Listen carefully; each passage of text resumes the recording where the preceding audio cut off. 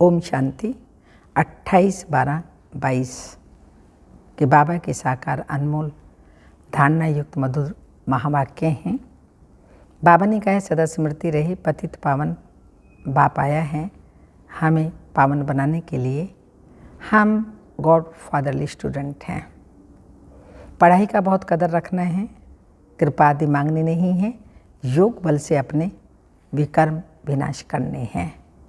साथ साथ बाबा ने कहा, रहमदिल बनना है, सबको रास्ता बताना है, कभी भी मुख से कड़वे बोल नहीं बोलने हैं, मीठे बोल बोलने हैं, मीठा बनना है और बाप समान बाबा ने कहा स्नेही सहयोगी बनना है। मीठे बच्चे बेहद के बाप से तुम बहुत ऊंची पढ़ाई पढ़ रहे हो। बुद्धि में है पतित पावन गॉड फादर के हम स्टूडेंट हैं, नई दुनिया के लिए पढ़ रहे हैं। क्वेश्चन, रूहानी गवर्नमेंट से इजाफा किन बच्चों को मिलता है? आंसर है, जो बहुतों को आप समान बनाने की मेहनत करते हैं, सर्विस का सबूत निकालते हैं, उन्हें रूहानी गवर्नमेंट बहुत बड़ा इजाफा देती है। वो भविष्य 21 जन्मों के लिए ऊंच पद के अधिकारी बनते हैं। ओम शांति। बाप कहते हैं बच्चों को कि मेरे द्वारा तुम मीठे मीठे बच्चे पढ़ाई पढ़ रहे हो।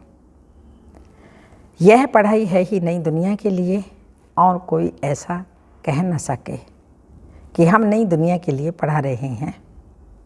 जितना अच्छी रीति पढ़ेंगे उतनी प्रारब्ध 21 जन्मों के लिए तुम्हारी जमा हो जाएगी। बेहद के बाप से बेहद की पढ़ाई पढ़ रहे हो। ये बेहद की बहुत ऊंची पढ़ाई है। बाकी तो सब कौन सी पढ़ाई हैं? पाई पैसे की पढ़ाई हैं। तो इस बेहद की पढ़ाई में जितना पुरुषार्थ करेंगे उतना ऊंच पद पाएंगे। तुम्हारी बुद्धि में सदैव यह बातें रहनी चाहिए कि हम पतित पावन गॉड फादर के स्टूडेंट हैं और नई दुनिया के लिए पढ़ रहे हैं। तो तुमको कितना अच्छा पुरुषार्थ करना चाहिए। हम पढ़कर पहले बाबुल के पास जाएंगे, परम धाम में अपने शिव बाबुल के पास जाएंगे, फिर अपनी अपनी पढ़ाई अनुसार जाकर नई दुनिया में पद पाएंगे। वह है लौकिक पढ़ाई और यह है परलौकिक पढ़ाई। परलौकिक बाप पढ़ाते हैं, अर्थात परलोक के लिए पढ़ाई। ये तो पुराना पतित लोक है। तुम जानते हो हम नरकवासी से स्वर्गवासी बन रहे हैं। ये घड़ी घड़ी याद पड़ना चाहिए, तब तुम्हारे दिमाग में खुशी चढ़ेगी। शादी आदि में जाने से बहुत बच्चे भूल जाते हैं। पढ़ाई कभी भूलनी नहीं चाहिए और ही खुशी रहनी चाहिए कि हम 21 जन्मों के लिए स्वर्ग के मालिक बनते हैं। जो अच्छी तरह बहुतों को आप समान बनाते हैं वो फिर जरूर ऊंच पद पाएंगे। ये राज कोई की बुद्धि में बैठ ना सके। सर्विस करने का भी अकल होता है। डिपार्टमेंट अलग अलग होती है। स्लाइड्स बनाने वालों का भी बाबा कहते हैं स्लाइड्स एक साइज में हो जो कोई भी प्रोजेक्टर में चल सके। पहले स्लाइड हो परम पिता परमात्मा से तुम्हारा क्या संबंध है, तो वह समझ जाएं कि परम पिता परमात्मा हमारा बाप है। उनसे वर्षा क्या मिलता है। फिर दिखाना है त्रिमूर्ति ब्रह्मा द्वारा हमको यह सूर्यवंशी पद मिला है। तुम्हारी बुद्धि में स्मृति आ गई है। बरोबर 5000 वर्ष पहले भी हम देवी देवता थे। फिर राज्य कमाया, बाकी राजाई आदि लेते हैं, वो सब हद की बातें हैं। तुम्हारी यह बेहद की लड़ाई श्रीमत पर तुम 5 विकार रूपी रावण के साथ लड़ते हो। तुम जानते हो ड्रामा में हार जीत का पार्ट है। हर 5000 वर्ष के बाद ये ड्रामा का चक्र फिरता है। तो अब तुम बच्चों को श्रीमत पर चलना पड़े, जिसको जो डायरेक्शन मिले। बच्चे कहते हैं हम समझते हैं परंतु किसी को समझा नहीं सकते। यह तो ऐसे हुआ जैसे समझा ही नहीं। जितना खुद समझा हुआ है उतना ही वह पद पाएंगे। बुद्धि में स्वदर्शन चक्र फिरता ही रहे, स्वदर्शन चक्रधारी तुम बनते हो। दूसरे को अगर आप समान नहीं बनाया तो सर्विसेबल नहीं ठहरे। इसलिए पुरुषार्थ पूरा करना चाहिए। औरों को भी सिखाया है। बाबा ने कहा देखो, पूछो अपने आप से, औरों को सिखाया है? नहीं तो सिखाना है। ब्राह्मणियों को हर एक के ऊपर मेहनत करनी है। टीचर्स बहुत मेहनत करते हैं, तब तो इजाफा मिलता है। तुमको बहुत बड़ी गवर्नमेंट से इजाफा मिलता है। सर्विस का सबूत निकालना है, गफलत नहीं करनी चाहिए। यहाँ एक क्लास में हर एक की पढ़ाई होती है।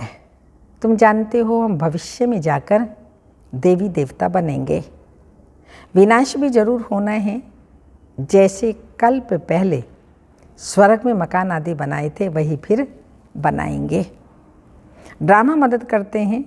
वहाँ तो बड़े बड़े महल, बड़े बड़े तख्त बनाते हैं। यहाँ थोड़ी इतने बड़े महल सोने चांदी आदि के हैं। वहाँ तो हीरे जवाहरात पत्थरों के मिसल होंगे। भक्ति में ही इतने हीरे जवाहरात होते हैं तो सतयुग आदि में क्या नहीं होगा। भल करके साहूकार लोग यहाँ राधे कृष्ण अथवा लक्ष्मीनारायण आदि को सजाते हैं, सोने के जेवर आदि पहनाते हैं। बाबा को याद है, ब्रह्मा बाबा को, एक सेठ था, उसने बोला लक्ष्मी नारायण का मंदिर बनाता हूँ, उसके लिए नए जेवर बनाने हैं। उस समय तो बहुत सस्ताई थी, तो सतयुग में क्या नहीं होगा। भक्ति मार्ग में कितने माल थे जो सब लूट कर के ले गए। अब तुम बच्चों को सारा मालूम पड़ गया है। ये पढ़ाई है बहुत ऊंची। छोटे छोटे बच्चों को भी सिखलाना चाहिए। राज विद्या के साथ यह भी विद्या देते रहो। शिव बाबा की याद दिलाते रहो। चित्रों पर समझाओ।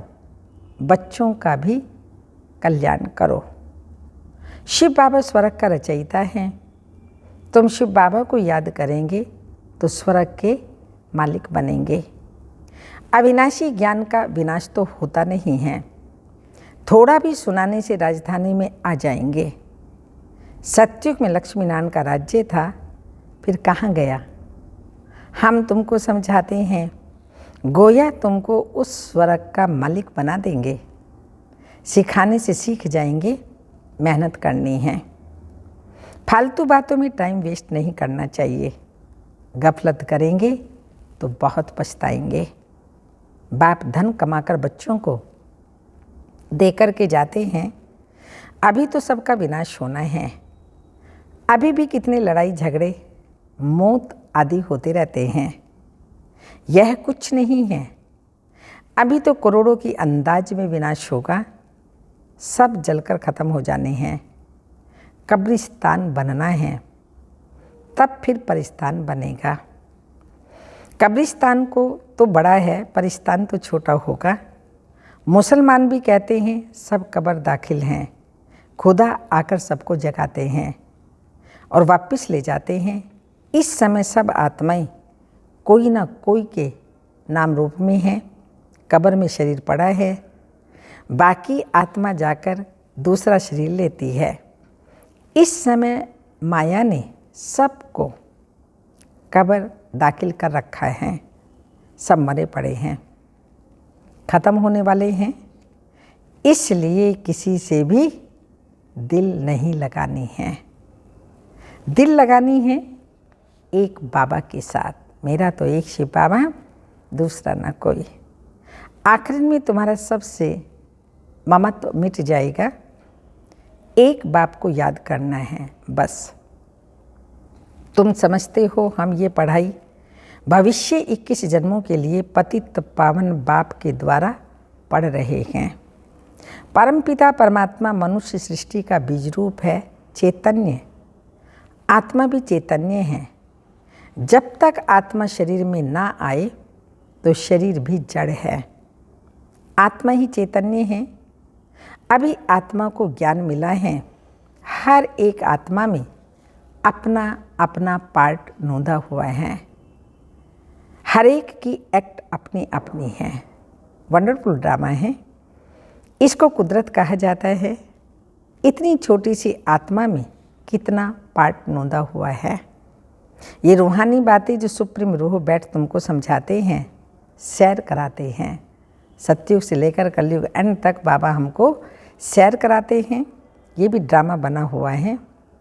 जो ड्रामा में नूंद है उसका साक्षात्कार कराते रहते हैं।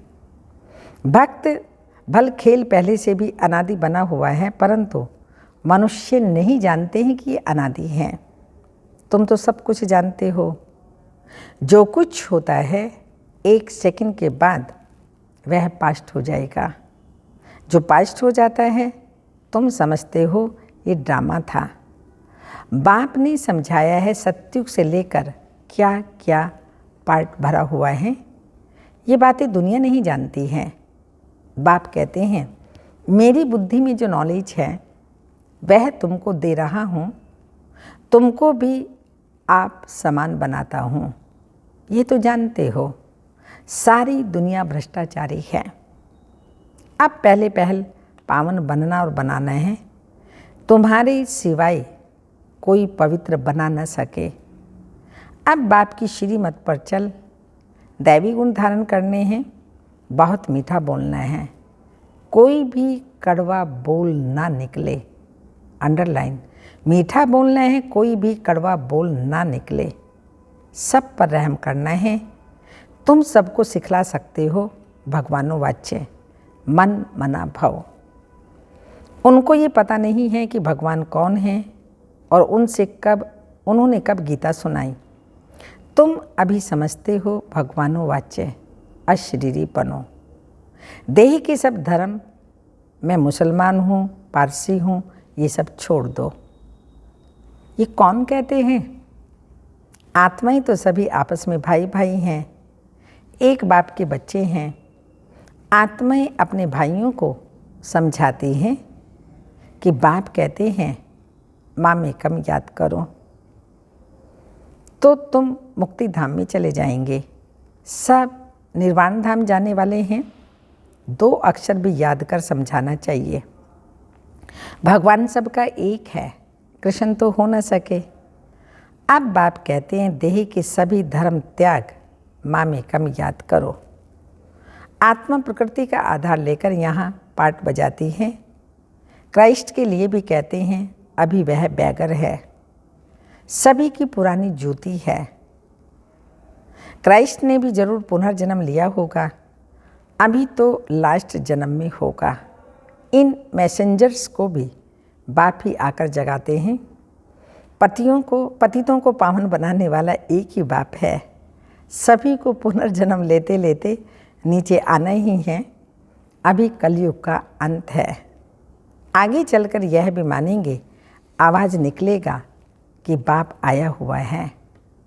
महाभारी लड़ाई से भगवान का नाम है ना, परंतु नाम बदली कर दिया। विनाश और स्थापना ये तो भगवान का ही काम है। बाप ही आकर स्वर्ग का द्वार खोलेंगे।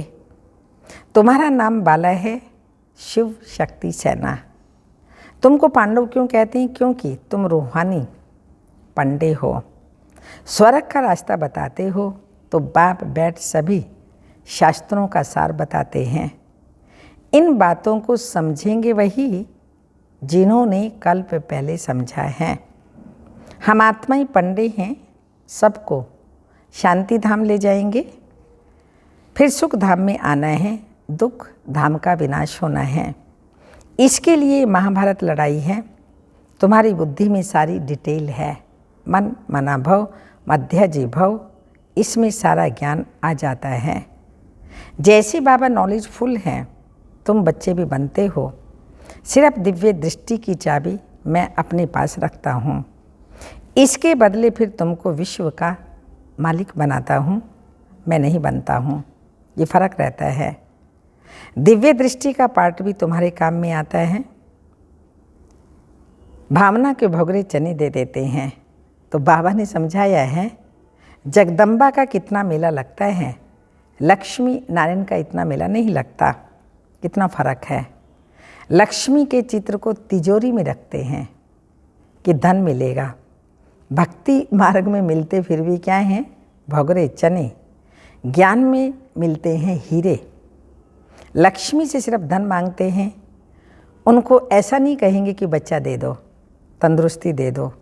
जगदम्बा के पास सब आशाएं ले जाते हैं, क्योंकि संगम युग पर ही शिव बाबा से इन माताओं कन्याओं के द्वारा तन भी, मन भी, धन भी, जन भी, सब कुछ सत्युग के लिए, भविष्य के लिए, 21 जन्मों के लिए मिलता है।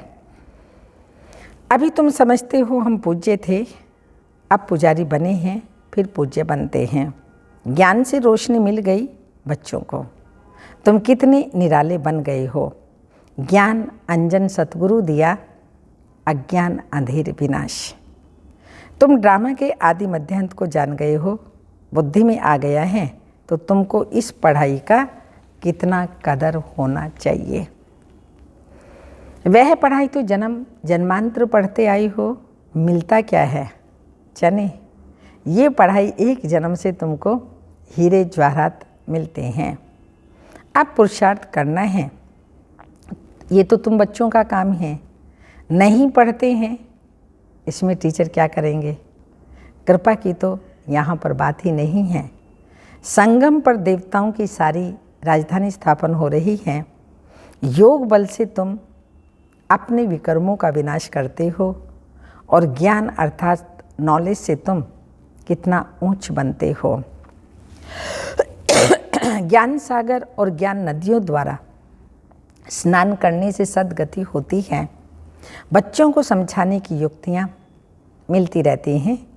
ड्रामा प्लान अनुसार जो कल पे पहले समझाया है वही समझाते रहते हैं। बच्चे भी नंबरवार आते रहते हैं। ब्राह्मण कुल की वृद्धि होनी ही है। तुम बच्चों को महादानी बनना है। जो कोई आए उनको कुछ न कुछ समझाते रहो।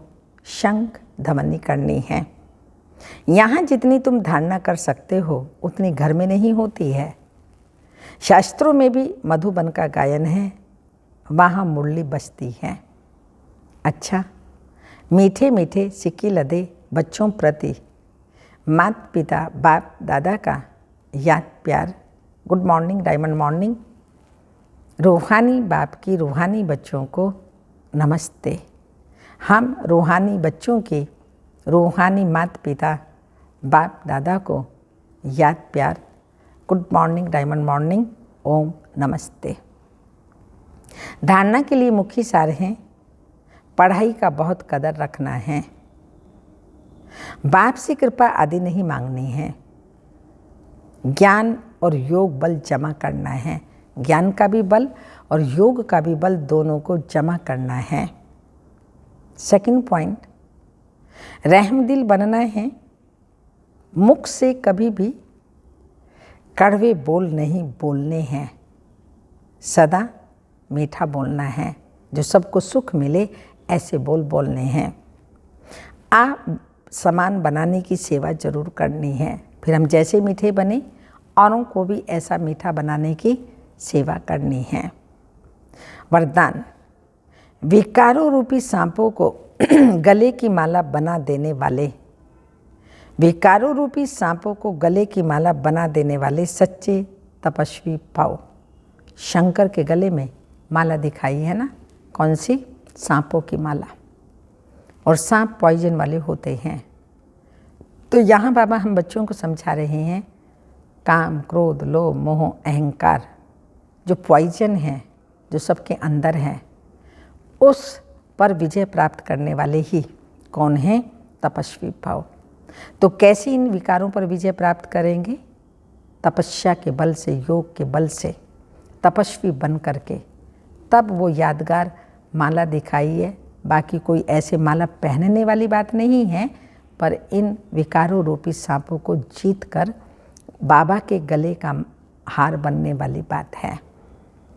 ये 5 विकार लोगों के लिए जहरीले सांप हैं, लेकिन आप योगी तपस्वी आत्माओं के लिए ये सांप गले की माला बन जाते हैं। इसलिए आप ब्राह्मणों के और ब्रह्मा बाप के अशरीरी तपस्वी शंकर स्वरूप के यादगार में सांपों की माला गले में दिखाते हैं। सांप आपके लिए खुशी में नाचने की स्टेज बन जाते हैं। श्री कृष्ण को शेषनाग पर नाचते हुए दिखाया ना, तो नाचना माना कि विकारों पर विजय प्राप्त करके सदा नशे में रहना और खुशी में रहना। यह अधीनता की निशानी दिखाई है कि विकारों को भी, बुराइयों को भी आप अधीन कर लेते हो। स्थिति की स्टेज है, तो जब विकारों पर इतनी विजय हो तब कहेंगे सच्चे तपस्वी।